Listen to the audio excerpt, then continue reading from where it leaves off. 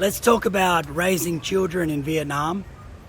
I'm going to give my personal experience having 2 children in Vietnam and raising them. And I'm also going to give my insights into what I feel are the disadvantages, or what I see culturally as some negatives around children being raised in Vietnam. So, starting with my own children, I think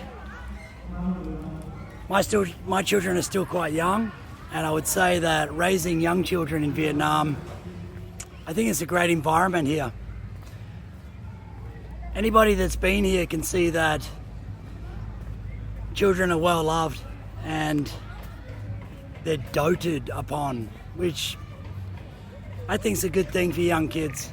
And they're given some freedom to play, enjoy, and have generally a pretty relaxed lifestyle here.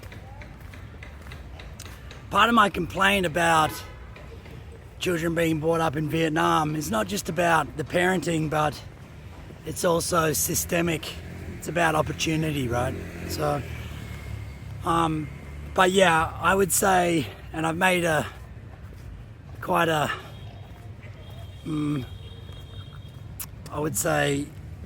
hard-hitting video about how I think young men in Vietnam, at least the next generation, are just a bunch of gamers. And that's just my opinion. I wouldn't say that that's unique to Vietnam, but my background's in sport, and one of the things I see missing here, especially boys coming into their teens, is the amount of accessibility around sport here in Vietnam.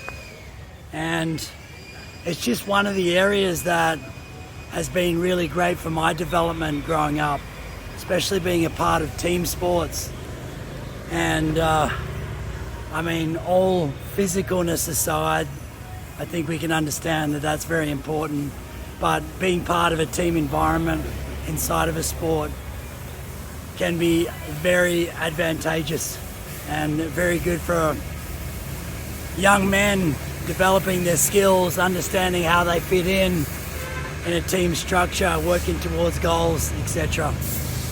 So that's one of my gripes. Some of that may be around what is available in Vietnam, around sporting activities. It seems like most Vietnamese parents are pretty pushy when it comes to academics of their kids. A lot of after school programs, which I wasn't a solution to the problem. I was part of the problem with an English center, but obviously English is quite valued as far as that goes. But I've heard school stories in Vietnam of teachers at schools that have after school programs that they expect the kids to do extra that can go into the night, and if they don't do those programs, then they'll give them a lower grade at their school just for not attending. So that's obviously an issue. Part of that, again, is systemic. Teachers not getting paid what they're worth here in Vietnam, or at least not being valued.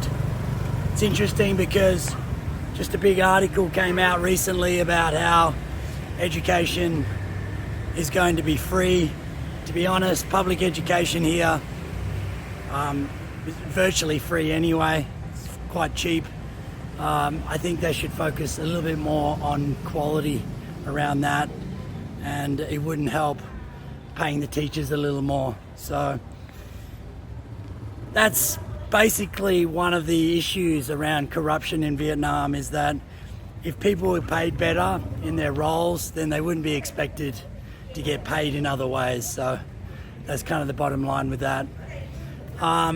So young children, they get brought up and raised pretty well here. But yeah, I think by the time kids come into their schooling, or at least late in their primary school years, I think it comes down to opportunities here and kind of being exposed to different environments. So that obviously, I think there's some parents that have a big benefit of that, and that's the incentive to make money and maybe be able to send their kids overseas to study overseas. But yeah, internally, before kids get involved in the school system, I think that it's a nice environment to raise kids, so no concerns there. Once you get into the teenage years, a lot more issues. It's not necessarily people's fault. I think it's a system issue, and hopefully one that can get moving in the right direction in the future.